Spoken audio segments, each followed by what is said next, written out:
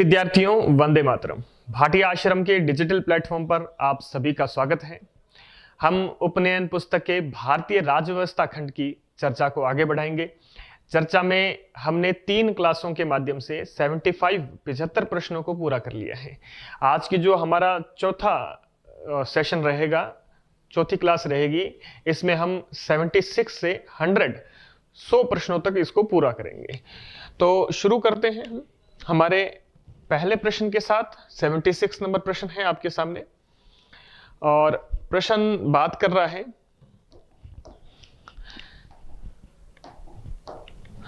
संविधान में संशोधन के प्रकार लिखिए।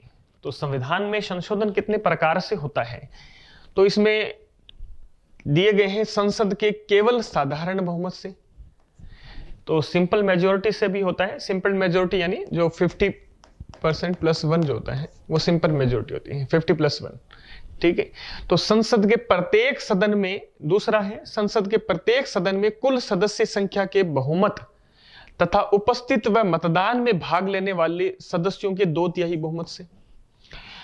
तीसरा है यदि विषय संघीय ढांचे से संबंधित है, हमारे फेडरल स्ट्रक्चर को चेंज करता है, उससे संबंधित है, तो विशेष बहुमत के साथ आधे राज्यों की स्वीकृति की आवश्यकता होती है। उपर्युक्त में से केवल बिंदु 2 और 3 अनुच्छेद 368 में वर्णित हैं। तो थोड़ा सा डिटेल में इस पर बात कर लेते हैं। देखिए, इंडियन कॉन्स्टिट्यूशन का जो भाग 20 है, भाग 20 है और आर्टिकल 368 है। भाग 20 अनुच्छेद 368, इसमें संविधान संशोधन के बारे में बात की गई। तो 368 क्या क्या बात करता है? 368 बात करता है कि संविधान संशोधन जो है एक विधेयक के माध्यम से किया जाएगा, जिसे संविधान संशोधन विधेयक बोलते हैं। ये विधेयक जो है केवल संसद में ही प्रस्तुत किया जा सकता है। पहली बात तो ये, यानी राज्य विधानसभा इसको प्रस्तुत नहीं कर सकते।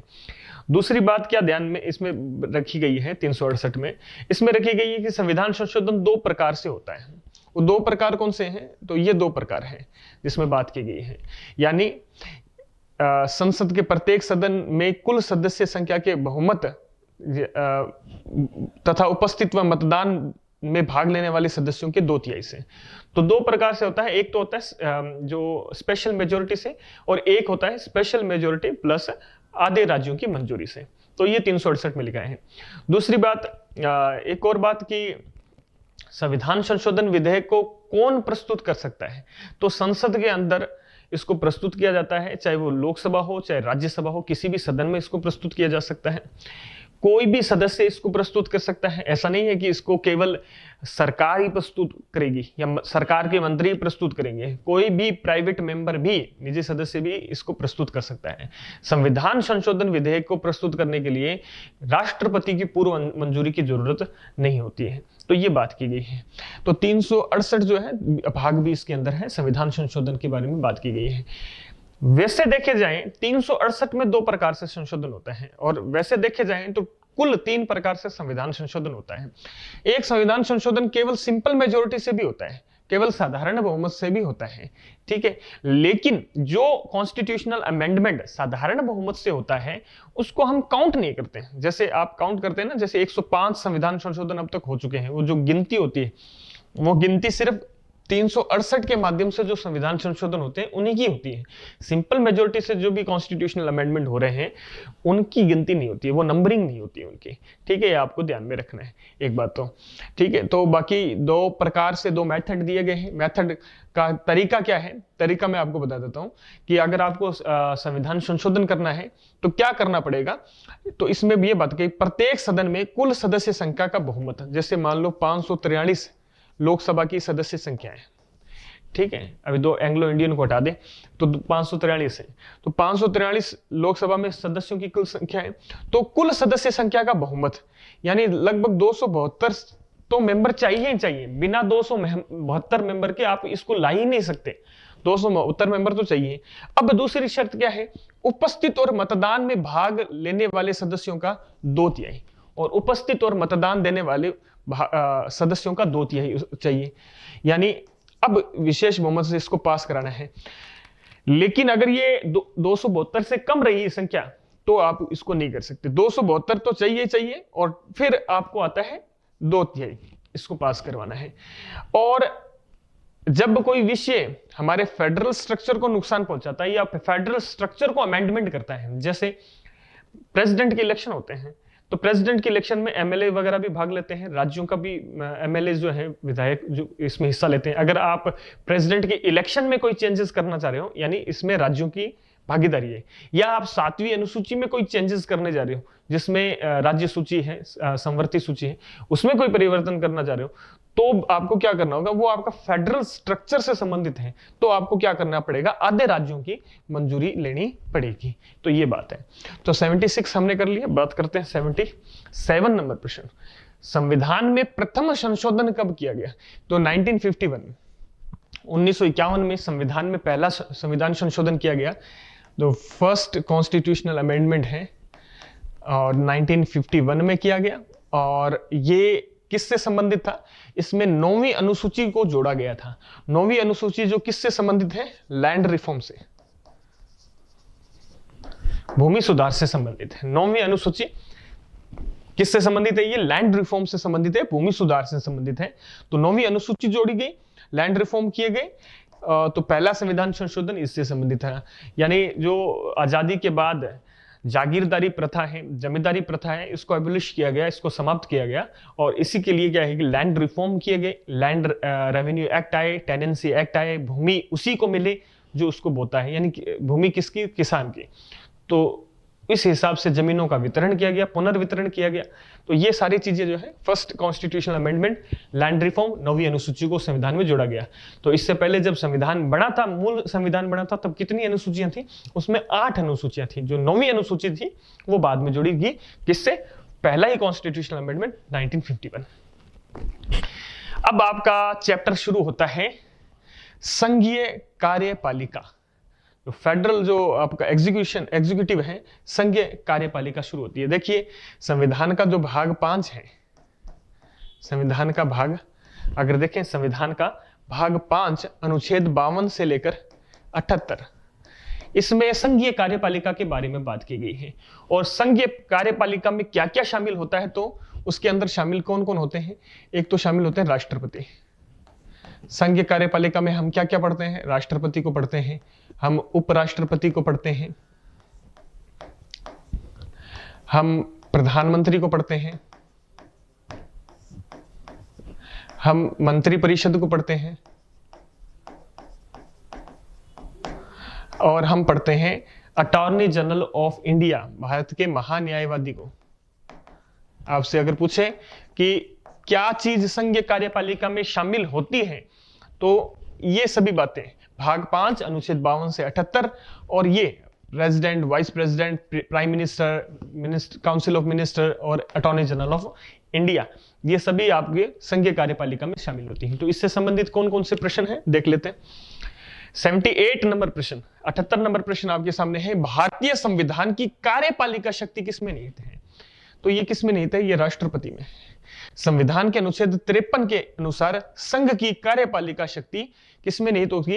राष्ट्रपति में निहित होगी। तो भारत के संविधान की जो कार्यपालिका शक्ति है वो किसमें निहित है? प्रेसिडेंट में। देखिए आपको मैं बात बता दूं, हमने कौन सा सिस्टम अपनाया है? हमने संसदीय व्यवस्था को अपनाया है, ठीक है, पार्लियामेंट्री सिस्टम को हमने अपनाया है। पार्लियामेंट्री सिस्टम के अंदर जो कार्यपालिका है वो 2 प्रकार की रहती है, ठीक है। एक तो होती है नाम मात्र की कार्यपालिका, एक होती है वास्तविक कार्यपालिका।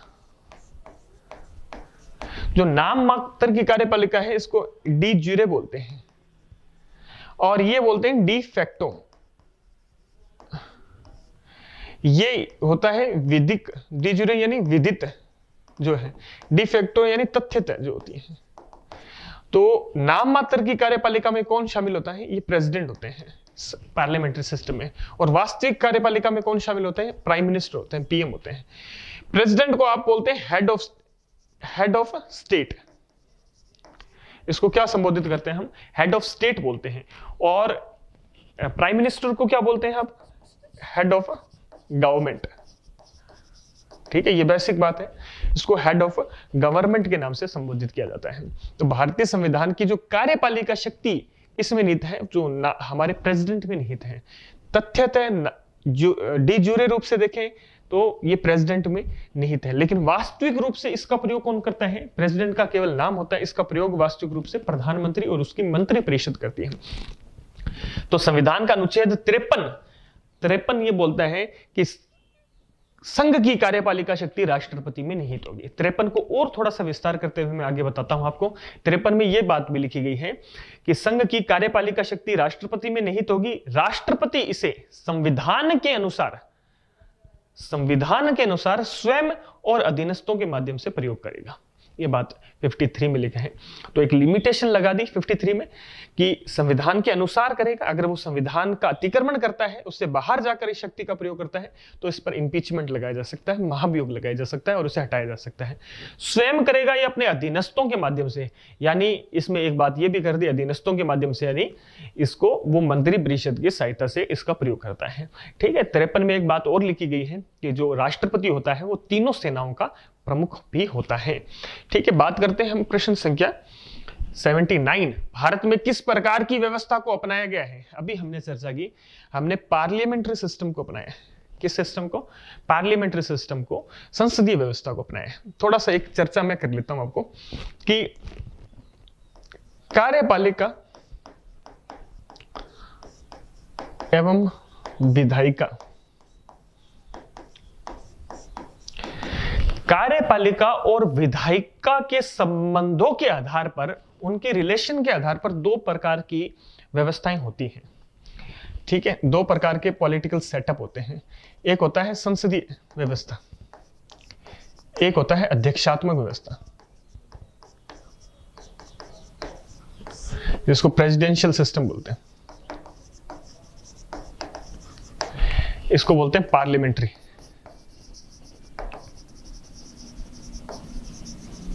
ठीक है। संसदीय व्यवस्था का एग्जांपल बताओ। जैसे भारत है, ब्रिटेन है, ये कौन सी व्यवस्था है? यहां पर भारत है, ब्रिटेन है, यहां पर पार्लियामेंट्री सिस्टम है। अध्यक्षात्मक व्यवस्था के एग्जांपल बताओ। यूएसए है, ब्राजील है। ठीक है।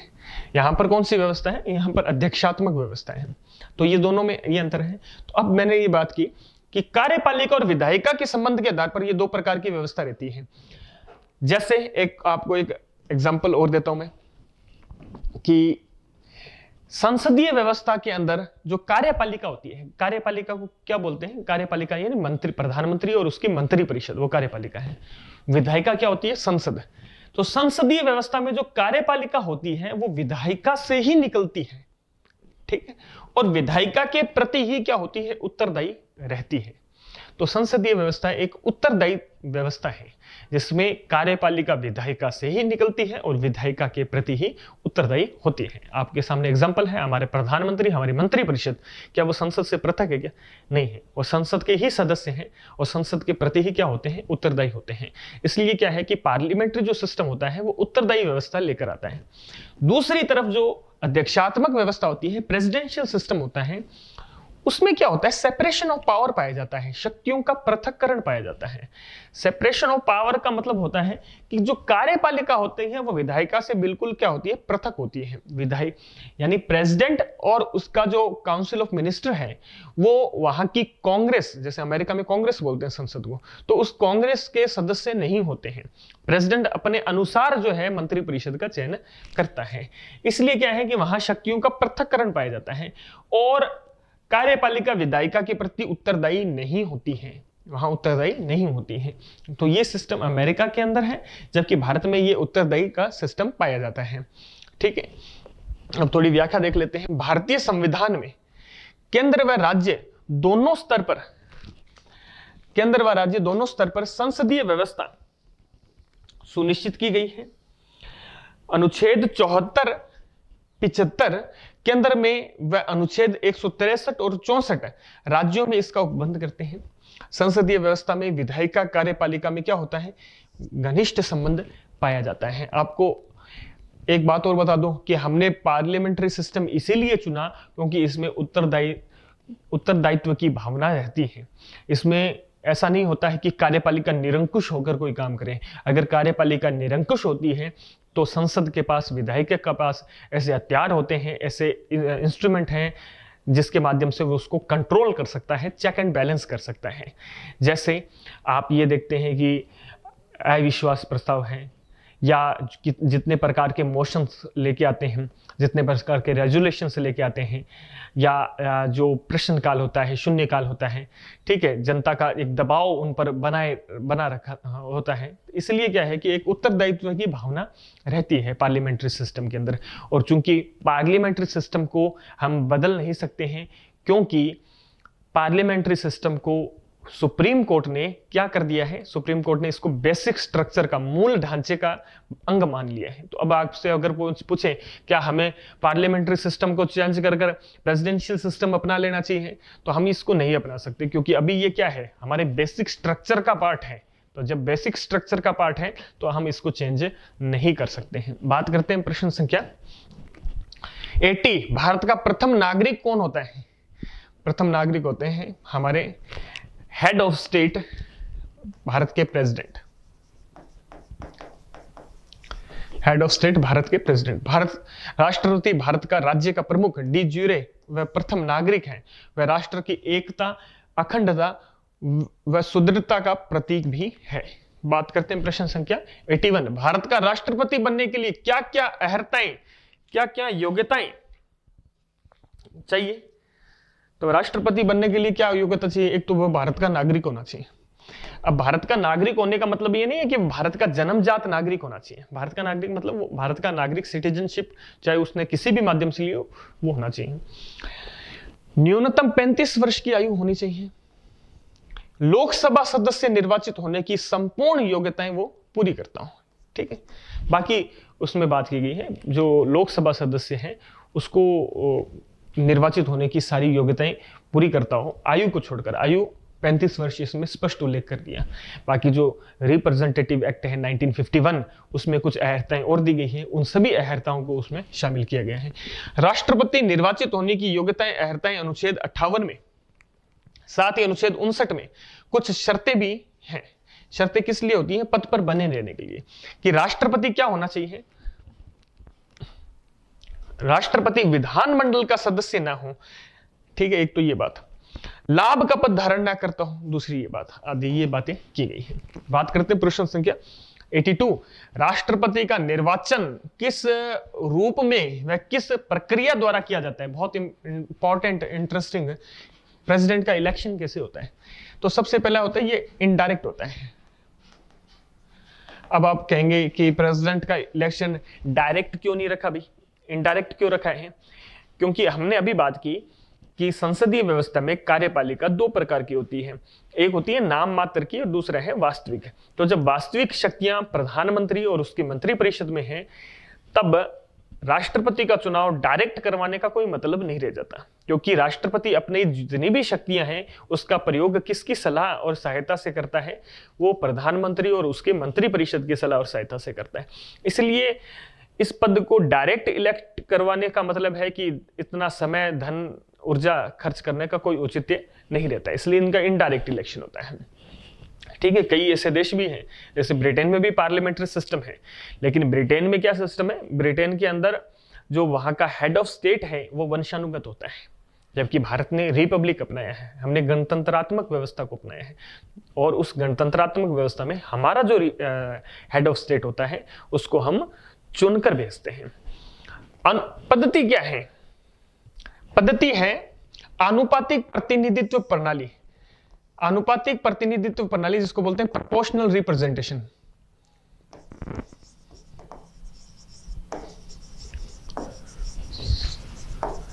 प्रोपोर्शनल रिप्रेजेंटेशन के अनुसार, और उसमें भी सिंगल ट्रांसफरेबल वोट, एकल संक्रमणीय मत द्वारा इस प्रणाली से उपराष्ट्रपति का भी चुनाव होता है। तो आपसे पद्धति पूछे, जैसे प्राइम मिनिस्टर या मंत्रियों का चुनाव किस तरह होता है? फर्स्ट पास्ट दी पोस्ट। लेकिन प्रेसिडेंट का चुनाव किस तरह होता है? प्रोपोर्शनल रिप्रेजेंटेशन, और उसमें भी एकल संक्रमणीय मत हस्तांतरण प्रणाली। अब कैसे होता है मैं आपको भी चर्चा करूंगा। अनुच्छेद 55 में राष्ट्रपति के निर्वाचन की रीति वर्णित है। किस अनुच्छेद में है? 55 में चुनाव है। 55(3) में यह गुप्त अप्रत्यक्ष चुनाव होता है। एक ये बात ध्यान रखनी है। गुप्त चुनाव क्या होता है? गुप्त चुनाव का मतलब होता है जो वोटिंग कास्ट की जाएगी वो दिखाई नहीं जाएगी, किस व्यक्ति ने किस कैंडिडेट को वोट दिया ये शो नहीं होता है। ठीक है, इसलिए क्या होता है, प्रेसिडेंट के चुनाव जब होते हैं उसमें हेराफेरी होने के ज्यादा चांस होते हैं। उसमें क्या है कि एक निश्चिंतता नहीं होती, वीटो जारी नहीं होता, क्या वीटो उसमें आप ये नहीं जारी कर सकते, कोई विहिप जारी नहीं होता है, कि कोई विहिप जारी नहीं होता है, और विहिप जारी नहीं होता है तो इसका मतलब गुप्त मतदान रहता है, विहिप जारी नहीं होता है तो इसका मतलब क्या है कि वोट का इधर उधर ट्रांसफर भी हो सकता है। ठीक है, अगर व्यक्ति के ये उसकी इच्छा पर है वो किसको वोट देना चाहे। मान लो कि दो पार्टी हैं, कांग्रेस और बीजेपी। अब कांग्रेस ने एक अपना कैंडिडेट खड़ा किया है, एक बीजेपी ने किया है, तो जरूरी नहीं है कि कांग्रेस के सांसद कांग्रेस वाले को ही वोट दें। कांग्रेस के सांसद अगर बीजेपी वाले कैंडिडेट को भी वोट दे देते हैं तो भी किसी को कोई पता नहीं होता, क्योंकि ये गुप्त मतदान रहता है, और दूसरा कि व्हिप जारी नहीं होता है। तो इन दोनों स्थितियों में ये चांसेस रहते हैं कि आप किसको वोट दे रहे हैं, किसी को भी वोट दिया जा सकता है। ठीक है, तो गुप्त मतदान होता है। आनुपातिक पद्धति आधारित एकल संक्रमणीय प्रणाली पर आनुपातिक पद्धति आधारित एकल संक्रमणीय प्रणाली पर आधारित है, जिसमें संसद, राज्य विधानमंडल, दिल्ली व पौंडीचेरी के विधानसभाओं के निर्वाचित सदस्य भाग लेते हैं। एक ये भी बात है कि प्रेसिडेंट के इलेक्शन के अंदर केवल निर्वाचित इलेक्टेड मेंबर ही भाग लेते हैं, जो नॉमिनेट सदस्य होते हैं, मनोनीत सदस्य होते हैं, वो इसमें भाग नहीं लेते हैं। अब अपने थोड़ा सा चर्चा कर लेते हैं कि प्रेसिडेंट का इलेक्शन होता कैसे है। मैंने आपको पद्धति बता दी कि चुनाव की पद्धति क्या है। प्रोपोर्शनल रिप्रेजेंटेशन के माध्यम से ये चुनाव होते हैं। किसके माध्यम से? प्रोपोर्शनल रिप्रेजेंटेशन के माध्यम से ये चुनाव हो रहे हैं। और अब इसमें हम वोटिंग कैसे कास्ट करते हैं, इसलिए क्या होता है, एक तो मत मूल्य निकाला जाता है इसमें, क्योंकि सारे लोग भाग लेते हैं। सभी राज्यों के एमएलए जो हैं, जो निर्वाचित सदस्य होते हैं, वो भाग लेते हैं। संसद के सभी निर्वाचित सदस्य भाग लेते हैं। जो यूनियन टेरिटरी हैं, संघ शासित प्रदेश हैं, जैसे दिल्ली है, पौंडीचेरी है, अभी जम्मू कश्मीर में विधानसभा आ जाएगी, तो इन विधानसभाओं के निर्वाचित सदस्य भी भाग लेते हैं। तो इसलिए क्या है कि इसमें मत मूल्य निकाला जाता है। मत मूल्य मतलब एक एमएलए का मूल्य निकाला जाता है, एक एमएलए के वोट की वैल्यू निकाली जाती है, और एक सांसद के, एक एमपी के वोट की वैल्यू भी निकाली जाती है। एक एमएलए के वोट की वैल्यू क्या रहती है, तो इसमें ये फॉर्मूला यूज किया जाता है कि एक तो ये होता है कि उस राज्य की कुल जनसंख्या, और इसमें भाग देना है, इसमें राज्य विधानसभा के निर्वाचित सदस्यों की संख्या,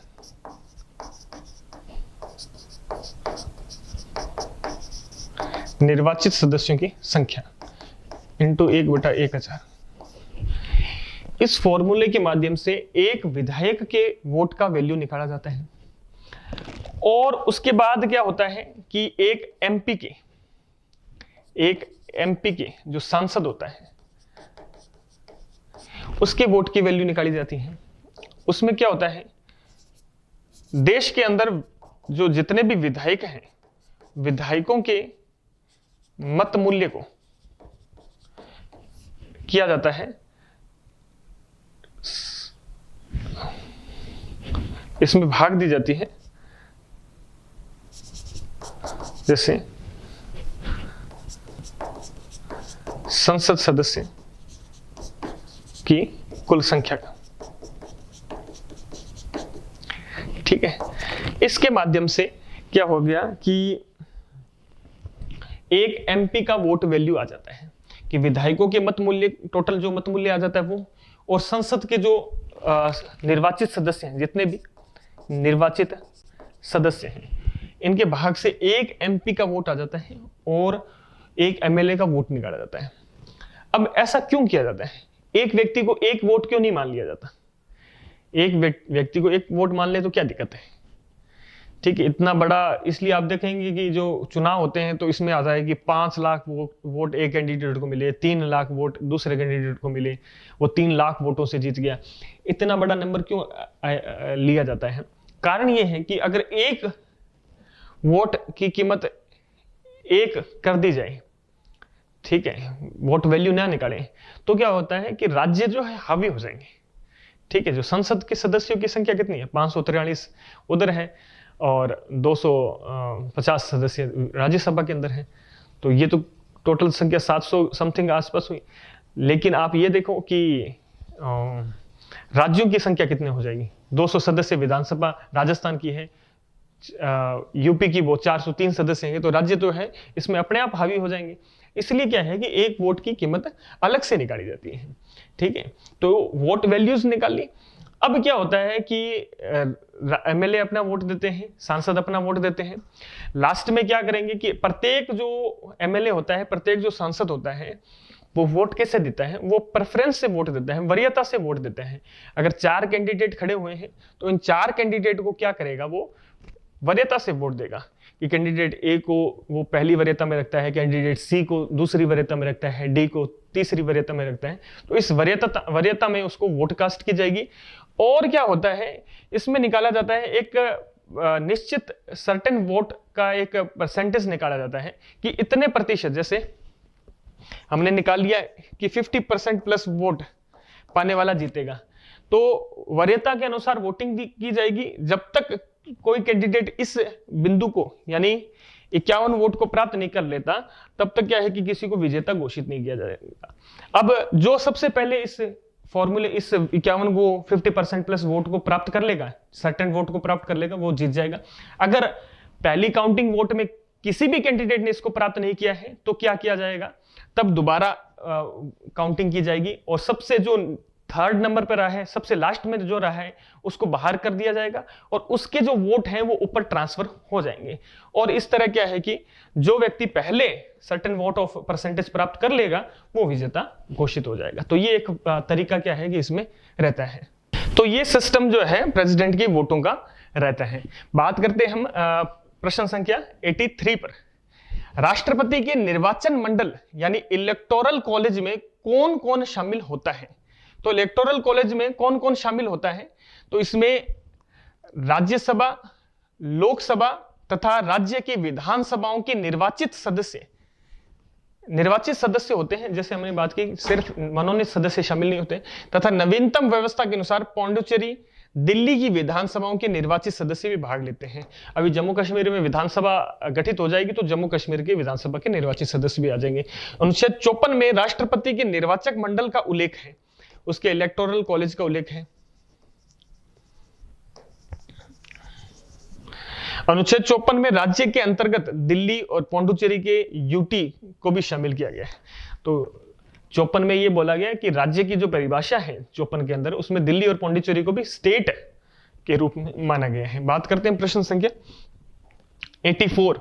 राष्ट्रपति का कार्यकाल कितने वर्ष का होता है? सामान्यतः कितना होता है? 5 वर्ष का कार्यकाल होता है। उपराष्ट्रपति का कार्यकाल भी कितना है? 5 वर्ष होता है।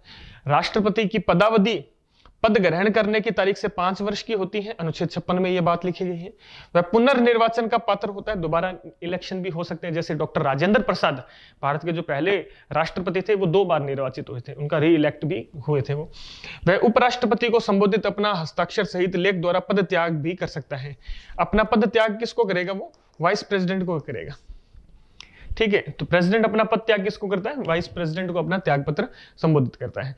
और एक प्रेसिडेंट तब तक सीट पर बना रहेगा जब तक क्या है कि कोई जो नेक्स्ट प्रेसिडेंट है वो चुनकर नहीं आ जाता, तब तक वो सीट पर बना जाएगा। यानी संवैधानिक रूप से वो सीट खाली नहीं होता है। जब तक दूसरा उसका कार्यकाल ग्रहण नहीं करता है, वो चुनकर नहीं आ जाता है, तब तक वो 5 साल के बाद भी बना रहता है। ठीक है, बात करते हैं प्रश्न संख्या 85। एक व्यक्ति कितनी बार राष्ट्रपति के लिए मनोनीत हो सकता है? इस पर किसी प्रकार की कोई निर्धारित सीमा नहीं है। यह बात उपराष्ट्रपति पर भी लागू होती है, वो कितनी बार भी हो सकता है। संविधान इस संदर्भ में मौन है। अनुच्छेद 57 के अनुसार राष्ट्रपति पुनर्निर्वाचन का क्या है? पात्र है, अर्थात वह कितनी बार भी पद धारण कर सकता है। 86 नंबर प्रश्न। राष्ट्रपति को 5 वर्ष से पूर्व हटाने की क्या प्रक्रिया है? यह है इम्पीचमेंट यानी महाभियोग। राष्ट्रपति को 5 साल से पहले हटाने की जो प्रक्रिया है उसको इम्पीचमेंट या महाभियोग बोलते हैं। एक बात आपको जो ध्यान में रखनी है कि संविधान में महाभियोग शब्द केवल राष्ट्रपति के लिए प्रयोग हुआ है, ठीक है। किसी भी अन्य व्यक्ति को हटाने के लिए, चाहे वो सुप्रीम कोर्ट का जज हो, हाई कोर्ट के जजेस हो, या किसी भी अन्य संवैधानिक पद पर बैठे व्यक्ति को हटाने के लिए इम्पीचमेंट शब्द का प्रयोग नहीं हुआ। वहां रिमूवल शब्द है, लेकिन इम्पीचमेंट शब्द, महाभियोग शब्द केवल प्रेसिडेंट को हटाने के लिए प्रयोग होता है। महाभियोग की प्रक्रिया अनुच्छेद 61 में वर्णित है। राष्ट्रपति को संविधान के अतिक्रमण के आधार पर, अनुच्छेद 61 में प्रोसेस के बारे में बात की गई है कि प्रक्रिया क्या रहेगी, कारण क्या रहेगा, संविधान का अतिक्रमण के आधार पर संसद द्वारा कुल सदस्य संख्या के 2/3 बहुमत द्वारा इसे हटाया जा सकता है, यानी स्पेशल मेजोरिटी से इसको हटाया जा सकता है। बात करते हैं प्रश्न संख्या हम 87, महाभियोग इम्पीचमेंट संसद के किस सदन में लाया जा सकता है तथा इनका अन्वेषण कौन करता है। अन्वेषण यानी उसकी इन्वेस्टिगेट या जांच कौन करता है। महाभियोग संसद के किसी भी सदन में लगाया जा सकता है, चाहे वो निम्न सदन है या उच्च सदन है। लेकिन जब महाभियोग किसी एक सदन में लगाया जाता है तो दूसरा सदन जो है उसका क्या करेगा, जांच करेगा, इन्वेस्टिगेट करेगा। 14 दिन की पूर्व सूचना देनी पड़ती है। जिस सदन में लाया जाए उसके 1/4 सदस्यों के हस्ताक्षर प्राप्त होने पर महाभियोग संकल्प प्रस्तावित किया जाता है, ठीक है। 1/4 सदस्यों के सिग्नेचर होने चाहिए। दूसरा सदन उसका क्या करेगा, इन्वेस्टिगेट करेगा, जांच करता है, जिसमें उपस्थित होने व प्रतिनिधित्व कराने का राष्ट्रपति को अधिकार है। बात करते हैं प्रश्न संख्या 88, राष्ट्रपति पर महाभियोग क्यों लगाया जाता है। अभी हमने बात की, कारण एक ही कारण है, वो है संविधान का उल्लंघन होने पर, ठीक है। 14 दिन की पूर्व सूचना देना है। संविधान के उल्लंघन की कोई परिभाषा निश्चित नहीं है कि किसको संविधान का उल्लंघन माना जाएगा। स्वाभाविक है, जो बात संविधान में, जो कार्य उत्तरदायित्व संविधान में उसको दिए गए हैं उसके हटकर कोई काम करता है तो वो संविधान का उल्लंघन होगा। आरोप सिद्ध होने पर पारित संकल्प की तारीख से राष्ट्रपति पद से अपना त्यागपत्र दे देगा या हट जाएगा। 89 नंबर प्रश्न, राष्ट्रपति अपना कार्यकाल पूर्ण होने से पूर्व अपना त्यागपत्र किसे देकर पद से हट सकता है। तो वाइस प्रेसिडेंट को, उपराष्ट्रपति को अपने त्यागपत्र देता है, और उपराष्ट्रपति नहीं है तो किसको देगा, तो वो अपने सुप्रीम कोर्ट का जो चीफ जस्टिस होता है वो क्या है कि राष्ट्रपति बनता है। अगर सुप्रीम कोर्ट का चीफ जस्टिस भी नहीं है तो कौन बनता है, सुप्रीम कोर्ट का कोई वरिष्ठ न्यायाधीश राष्ट्रपति का कार्यकाल करे, राष्ट्रपति का कार्य दायित्व संभालेगा। अनुच्छेद 56(2) के अनुसार उपराष्ट्रपति को संबोधित त्यागपत्र की सूचना लोकसभा अध्यक्ष को तुरंत दी जाएगी, ठीक है। बात करते हैं प्रश्न संख्या 90, किसी भी कारणवश अगर राष्ट्रपति का पद रिक्त हो जाए तो कितने समय के अंतर्गत चुनाव करवाना पड़ता है। तो 6 माह का इसमें टेन्योर दिया गया है, 6 माह में आपको चुनाव करवाने पड़ते हैं। अनुच्छेद 62(2) के अनुसार मृत्यु, पद त्याग, हटाए जाने या अन्य कारण से पद रिक्ति होने पर पद रिक्ति की तारीख से 6 माह के भीतर निर्वाचन कराया जाएगा। 6 माह के अंदर आपको चुनाव करवाने हैं।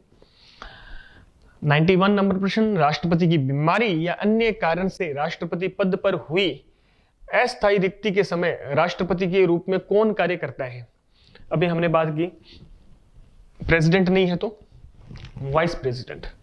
अनुच्छेद 65 के अनुसार उपराष्ट्रपति तब तक कार्य करता है जब तक राष्ट्रपति पुनः वापस ना आ जाए, ठीक है।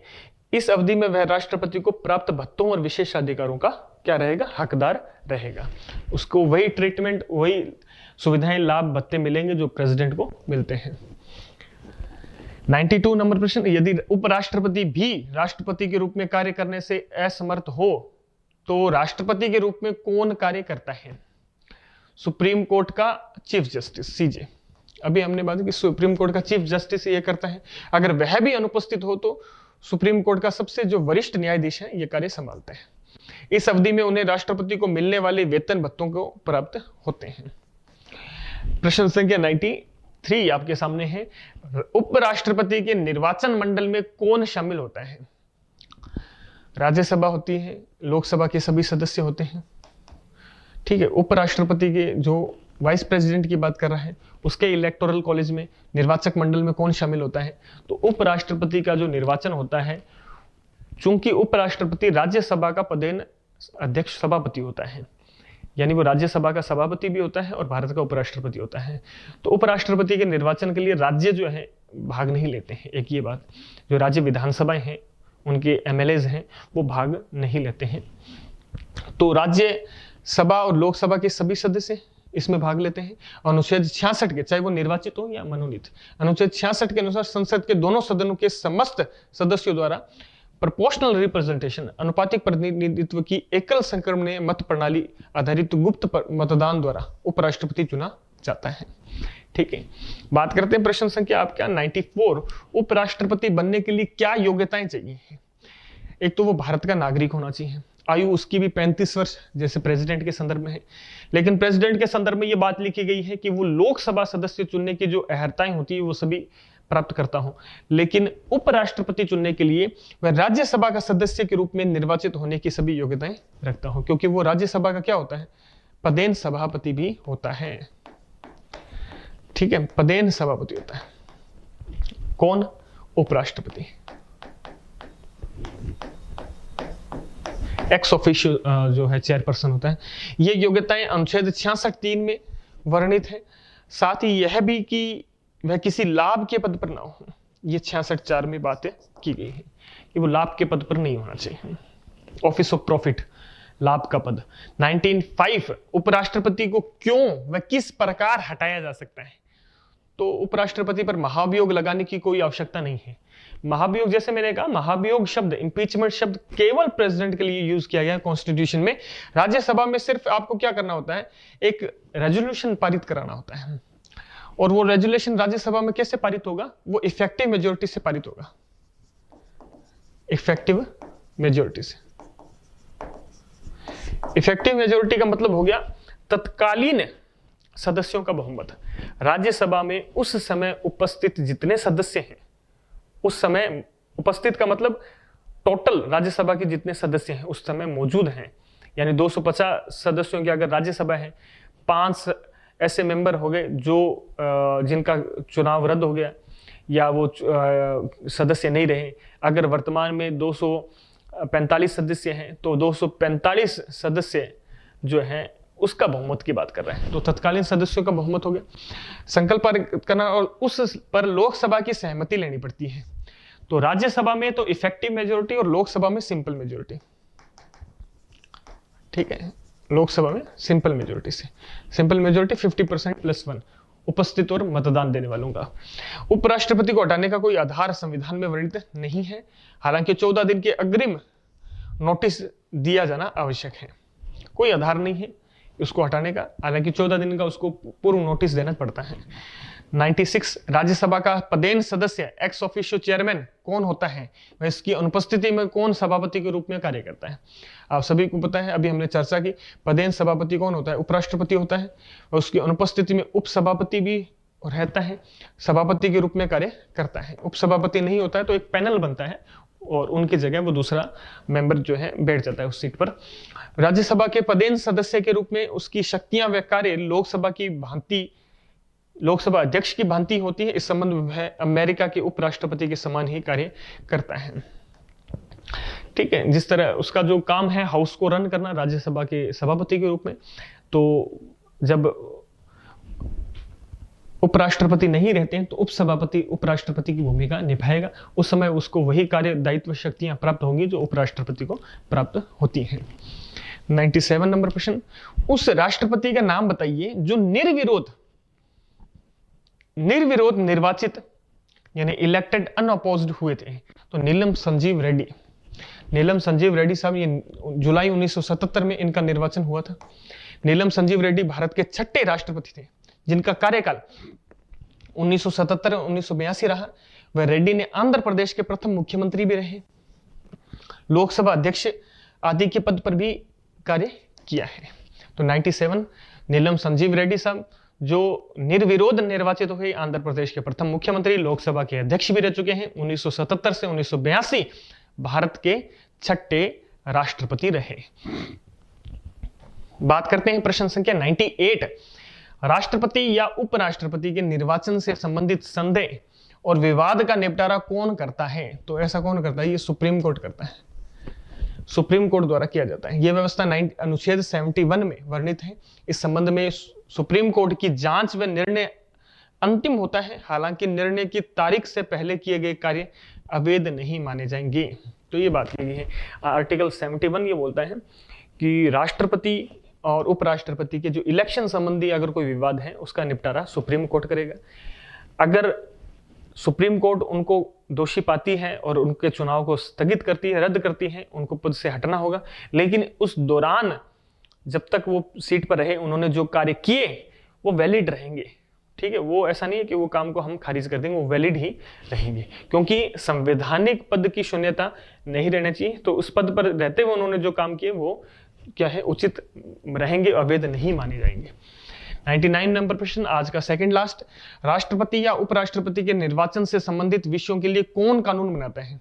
तो ये पार्लियामेंट बनाती है, संसद बनाती है। संसद की यह शक्ति अनुच्छेद 71(3) में वर्णित है। संसद संविधान के उपबंधों के अधीन रहते हुए इस संबंध में विधि बना सकती है।